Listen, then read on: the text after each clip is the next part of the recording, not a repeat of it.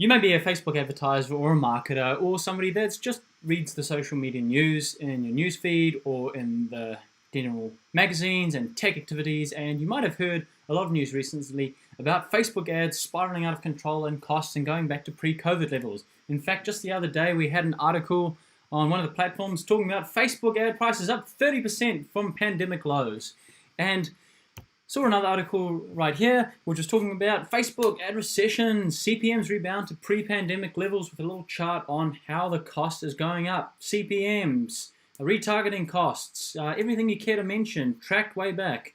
And one of the things that's really important about keeping up to date and aware of what's going on there is that this is really going to affect a lot of people, and it's going to change the mindset and perception which business advertisers have about how they're going to allocate their spending dollars to the different platforms.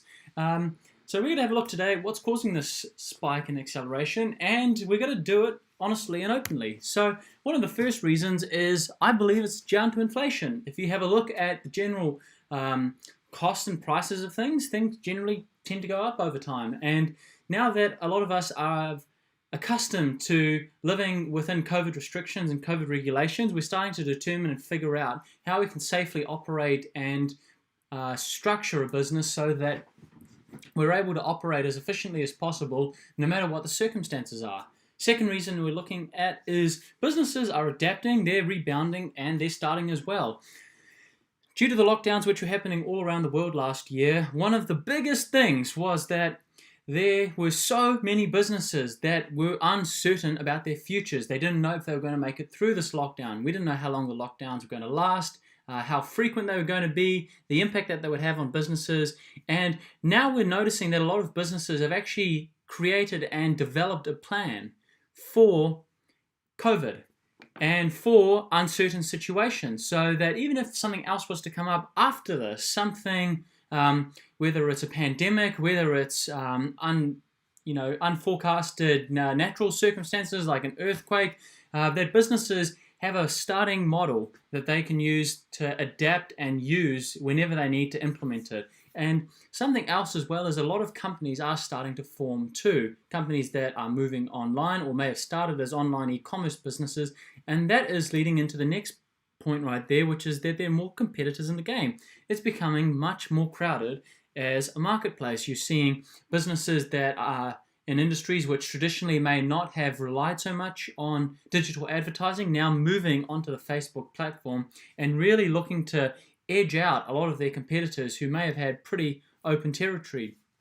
And that's naturally going to put the cost up because some businesses are going to be prepared to pay more for advertising to 1,000 people for a click, for a landing page view, and targeting very specific interests on particular groups and pages that other competitors who are on their pre-COVID levels may not have been prepared to do themselves. So that's naturally going to spike the price up a lot more.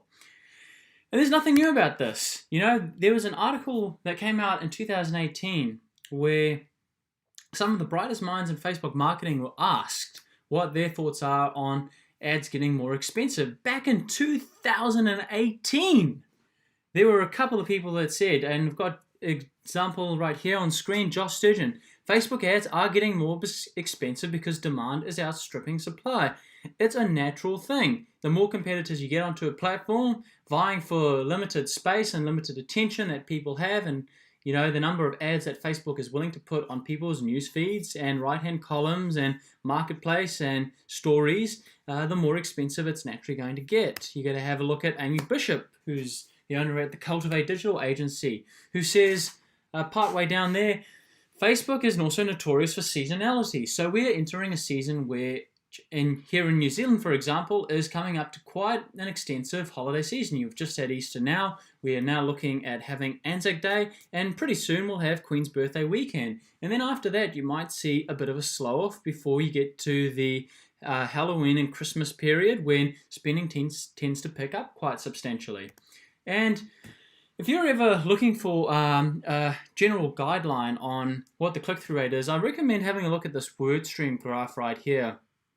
And I think it's absolutely fantastic. They're really just taking the average click-through rate across all the industries and putting it together. And Basically, what you need to do here, if you're ever looking to really get ahead on Facebook, is take all of these metrics here, have a look at your industry, or if you've got clients and you're doing work for them, have a look at their industries and double what this click-through rate is and aim to achieve that every single time.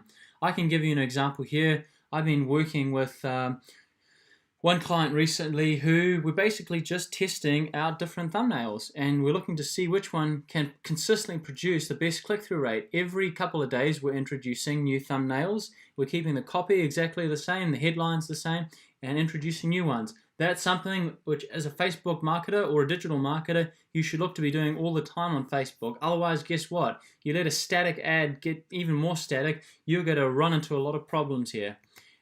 Last thing that can be done as well, to address these things, start small with your Facebook ads budget. Don't go into spend mode straight away. You're going to need to get a bit of time to understand the learnings, understand where your target interests are the most effective, whereabouts your audience is spending the most time, whereabouts they are from, their age group, their gender. All of those things are very important. So make sure that you're very conservative in starting out. And my other piece of advice is as well is people are sometimes not aware when they're looking through their Facebook newsfeed that they have particular problems. So you've got to go in with the intention of capturing their attention. Get them with a video, get them with something compelling, a captivating video or thumbnail that can really just stop them scrolling and really just reach into their mind and capture their attention. And then once you've got an understanding of those things, you can get the metrics that you need to see where they're from, their interests, and so on. And then you can move on to the consideration and decision stages. And boy, oh boy, please set up a retargeting audience as well. The number of businesses that don't run Facebook ads with retargeting sequence of some kind are leaving millions and millions and millions of dollars cumulatively on the table every single day.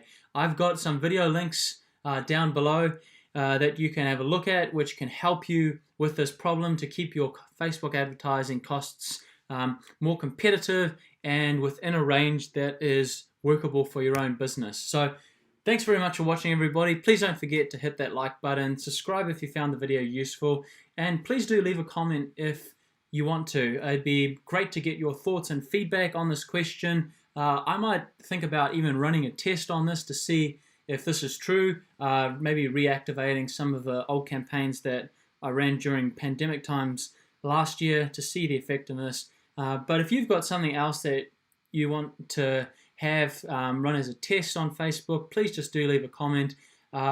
Leave some feedback if you think my presentation could be improved, if you think the video could be improved in any shape or form. All feedback is most welcome, and I will see you next time. Thanks so much for watching.